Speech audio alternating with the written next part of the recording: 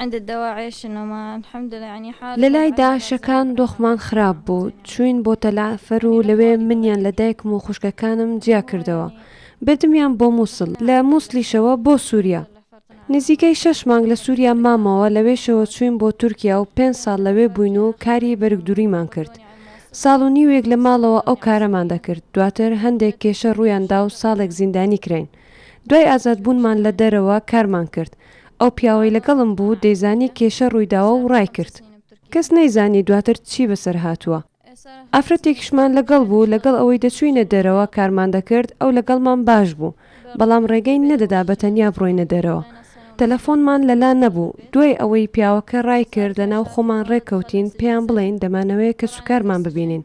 بەر لەوەی کێشە دروست بکەین بە ئافرەتەکەمان گوت، بەڵام ئەو ڕازی نەبوو.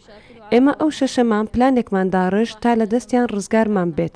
بە ئافرەتەکەمان گوت پۆلیس شوێنت پێدەزانێت و دەبێت لێرە بڕۆی. دواتر ئەو ڕۆی و ئێمەش پەیوەندیمان بە کەس سوکارمان کرد و ئەوانمان دۆزیەوە. لە تورکیا دەرچوین و هاتینە ئێرە. سوپاس بۆ خوددا دایک و خاڵ و کە سوکارمان دۆزیەوە.